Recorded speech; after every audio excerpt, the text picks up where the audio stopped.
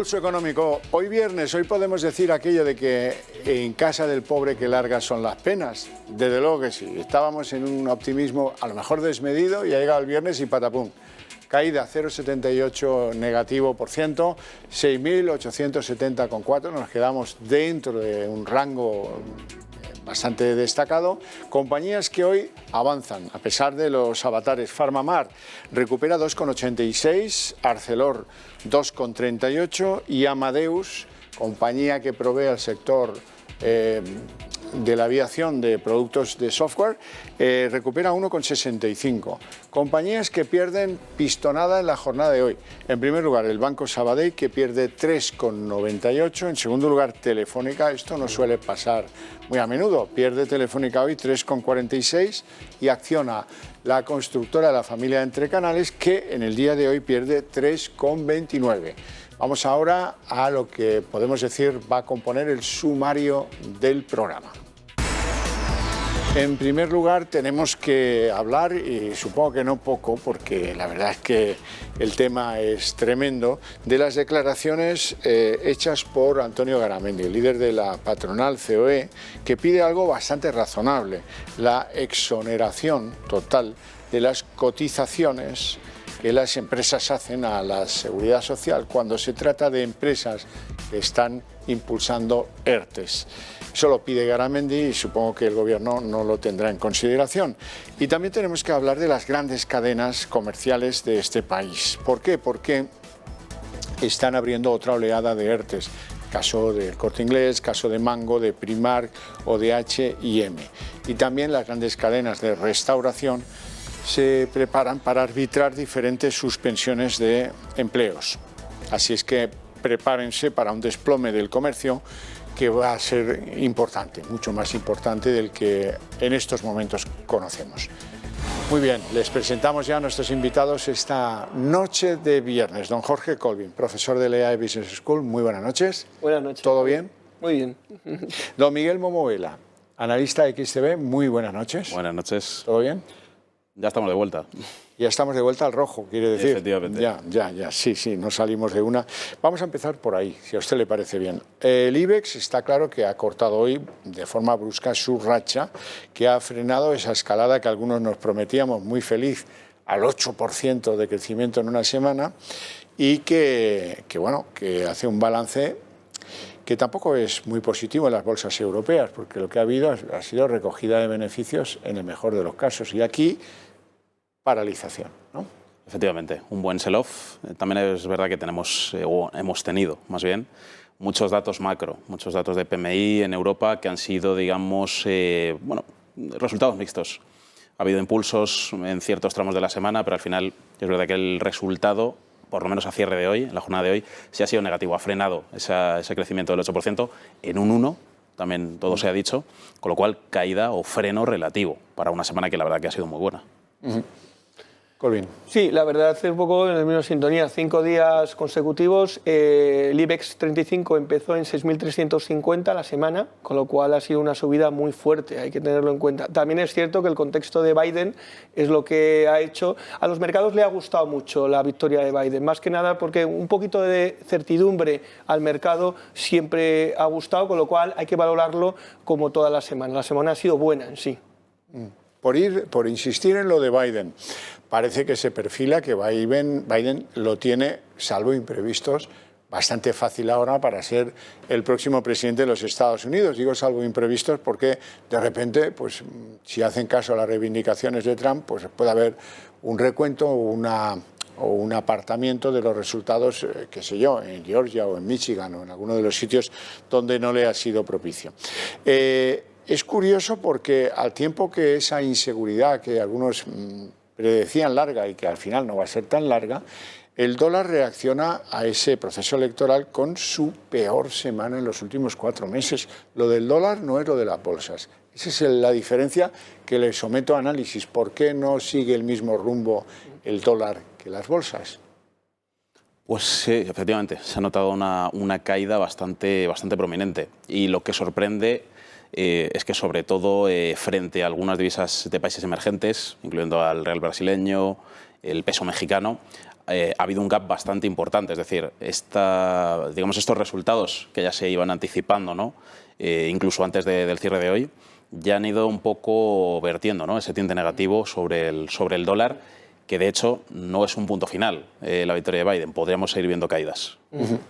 Bueno, en línea con lo que ha comentado Miguel, lo que sí es cierto es que hay que entender en el mercado que ha habido un risk-off. Risk-off es que cuando el mercado no ve riesgo, sale del dólar. Cuando hay riesgo, se mete en el dólar. Entonces, ¿qué es lo que ha pasado? Que el dólar lo que ha hecho ha sido que al ver que el riesgo ha decrecido por esa certidumbre electoral que posiblemente va a ser Biden, es lo que ha generado que la salida del dólar a renta variable. Y con eso el incremento que hemos visto esta semana en los últimos días. Bueno, pues antes lo decía, la reivindicación de Antonio Garamendi, presidente de la COE, que es bastante sensata, porque pide que si la empresa en cuestión está en ERTE, se le exonere completamente del pago de cotizaciones a la Seguridad Social. De todas maneras, no está la Seguridad Social como para tolerar ciertas exoneraciones. Hombre, va un poco en línea lo que hemos estado comentando en estos últimos días en el programa. Políticas fiscales expansivas, bajada de impuestos y ayuda a la pequeña y mediana empresa. Yo creo que es una lógica y un mensaje que es normal en este contexto. Sería la novedad, porque grandes medidas para favorecer a esas pequeñas empresas familiares, imagínense el sector de la restauración, ¿cómo está?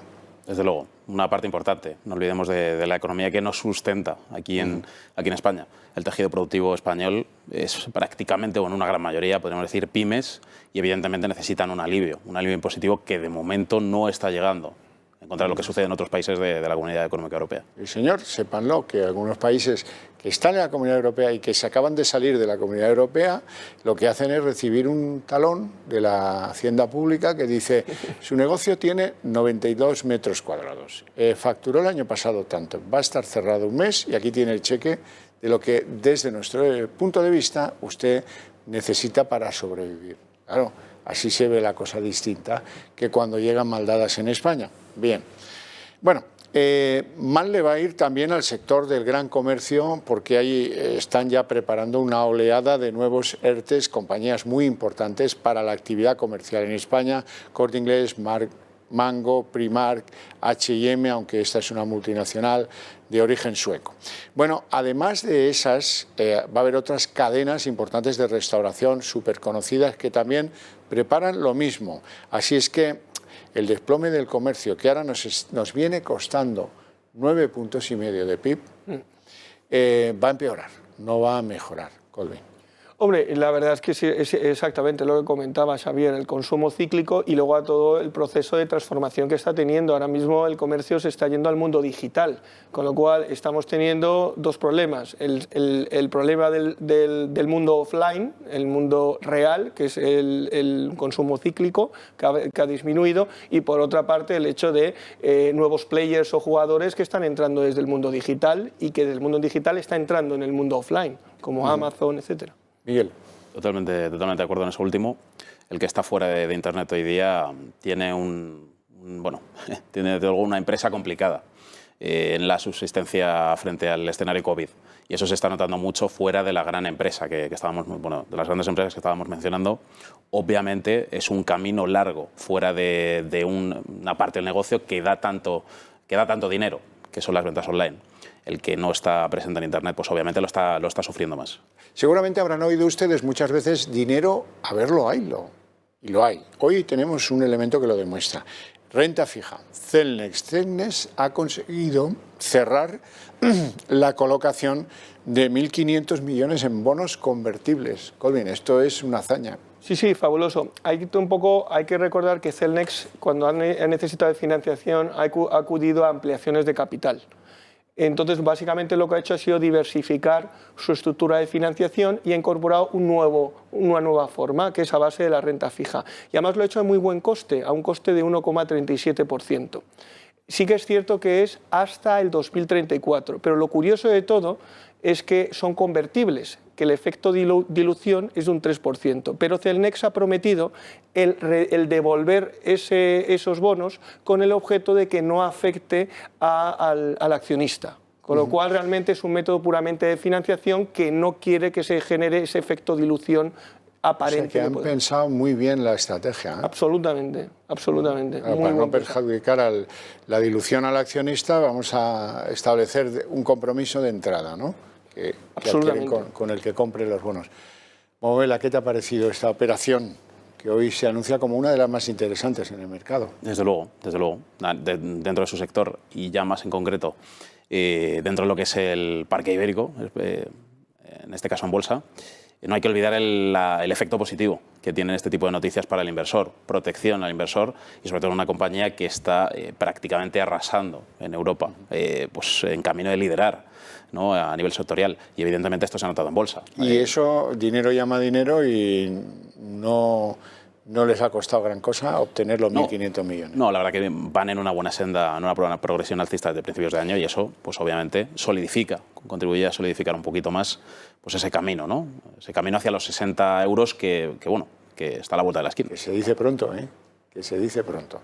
Me acuerdo antes de la pandemia cuando decíamos, tienen 8.000 millones para compras, nadie sabe lo que van a comprar o lo que no, vamos a ver cómo organizan eso. Incluso había impaciencia. Oye, ¿cómo es que estos no compran? Bueno, pues mira, qué bien les ha salido esperar a comprar en un momento en el que todo es mucho más barato. Bueno, hablemos de Amadeus. Aquí está la tradicional paradoja que si alguno es aprendiz de brujo y cree que lo sabe todo, a veces la bolsa nos demuestra a todos que no lo sabemos todo, que siempre hay algo nuevo que aprender. Hoy tenemos a Amadeus como la tercera que más sube en el día, 1,65. Y sin embargo, hoy han presentado sus números.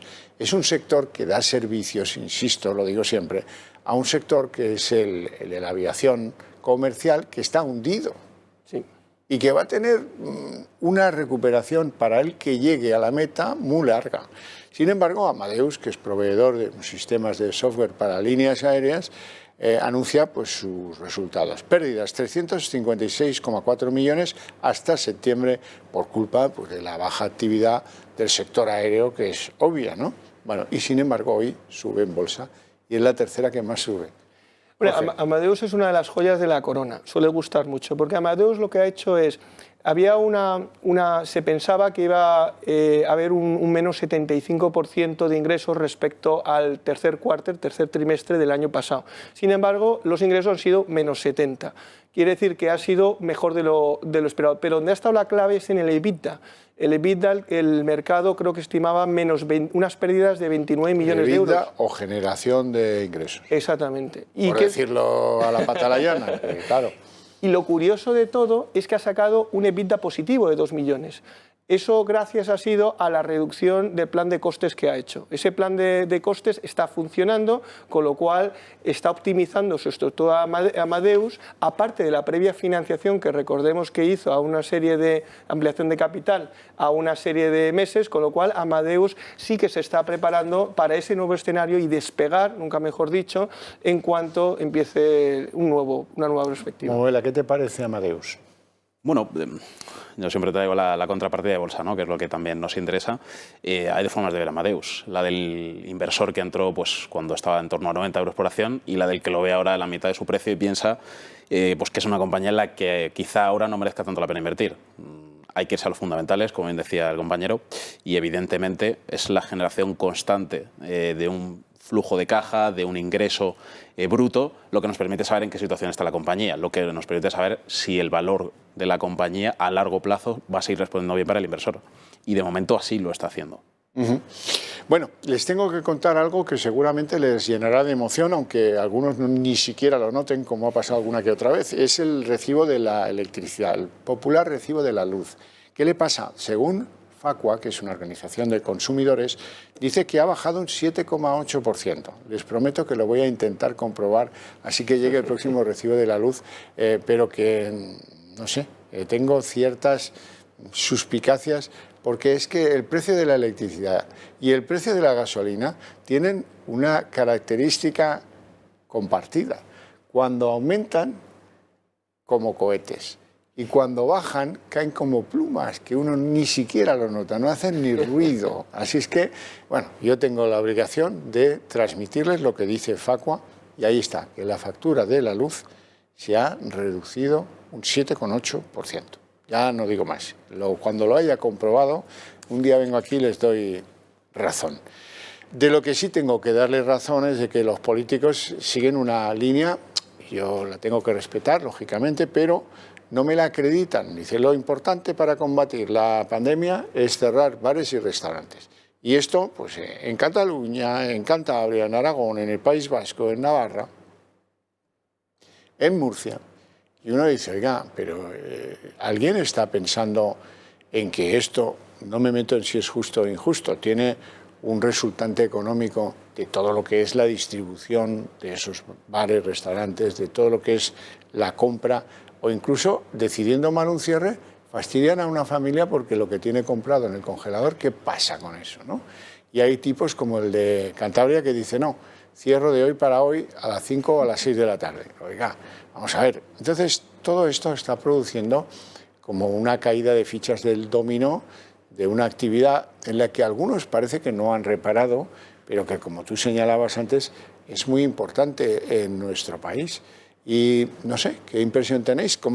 ¿Qué soluciones se podían arbitrar para que esas familias tuvieran pues, una ayuda económica que les permitiera llegar a la orilla, que es el día en el que les dejen de impedir trabajar? Ojo, que eso es un derecho, ¿eh? Absolutamente. Yo creo que aquí el problema es que tenemos unas medidas sanitarias que tienen que convivir con una perspectiva económica.